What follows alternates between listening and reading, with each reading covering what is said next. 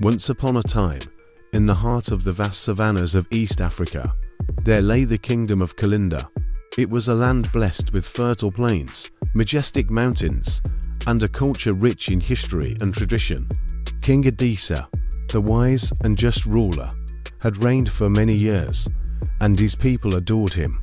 His son, Prince Tawanda, was the pride of the kingdom, known for his bravery, wisdom, and kind heart. Prince Tawanda was not only admired for his royal lineage, but also for his down-to-earth nature. Unlike many of his peers, he often ventured into the villages, mingling with the common folk, listening to their stories and sharing in their joys and sorrows. It was during one of these visits that he met Nyasha, the beautiful daughter of a humble farmer. Nyasha was not only beautiful, but also intelligent and compassionate. She had a radiant smile that could light up the darkest night and a laugh that was as melodious as the song of the morning birds. She and Tawanda quickly became friends, their bond growing stronger with each passing day. They would spend hours talking about their dreams, the future, and the kind of kingdom they hoped to build together. However, their blossoming love was soon to face a formidable challenge. King Adisa had already made plans for his son's marriage. He had chosen Princess Amara, the daughter of a powerful neighboring king, as Tawanda's bride. This alliance was seen as crucial for the strengthening of their kingdoms and securing peace and prosperity for their people. When Tawanda learned of his father's decision, he was torn. He respected and loved his father deeply, and he understood the importance of such a political alliance. However, his heart belonged to Nyasha, and the thought of marrying anyone else filled him with dread. One evening, Tawanda gathered the courage to speak to his father. He found King Adisa in the royal garden, the place where the king often went to think and reflect. "Father," Tawanda began, "I have something important to discuss with you." King Adisa looked up from his contemplation, his wise eyes reflecting both curiosity and concern. "Speak, my son." Tawanda took a deep breath. "I know you have chosen Princess Amara for me to marry. I understand the reasons behind this decision, but I must tell you that my heart belongs to another. Her name is Nyasha, and she is the daughter of a farmer. I love her deeply, father." The king's face grew stern. "Tawanda, you must understand that as a prince, your duties sometimes require sacrifices. Our kingdom's future depends on the alliances we forge. Marrying Princess Amara is not just a personal decision, it's a matter of state."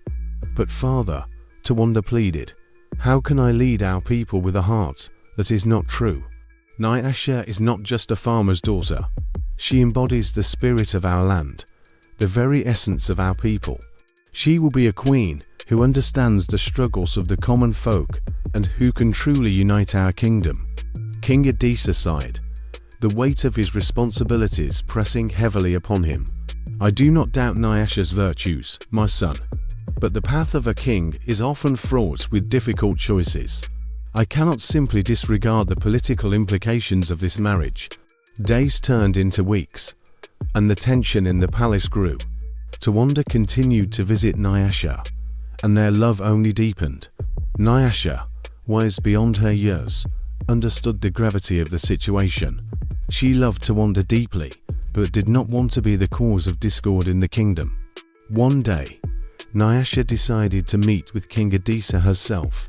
She dressed in her finest clothes, simple yet elegant, and made her way to the palace. The guards, recognizing her as a frequent visitor of the prince, allowed her entry.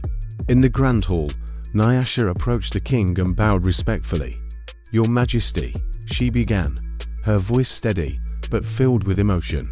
"I come not to plead for your son's hand, but to ask for your understanding.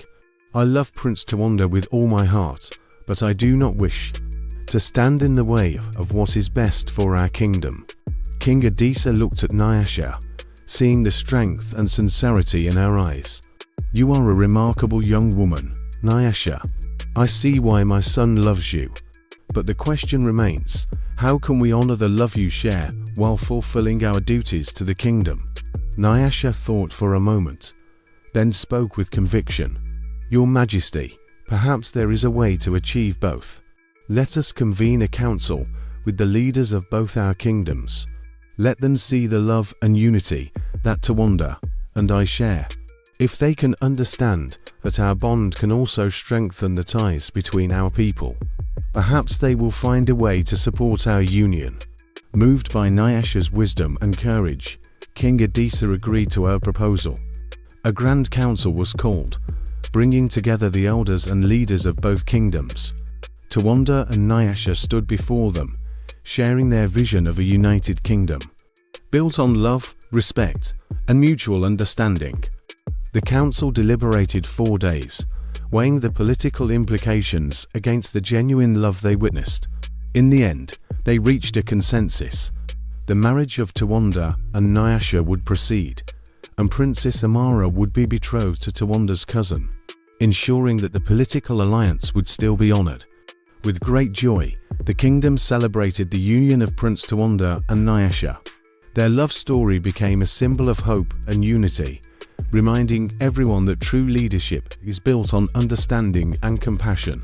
King Adisa, seeing the happiness and harmony their marriage brought, knew he had made the right decision. And so, the kingdom of Kalinda thrived under the wise and loving rule of Tawanda and Nyasha, their love lighting the way for generations to come.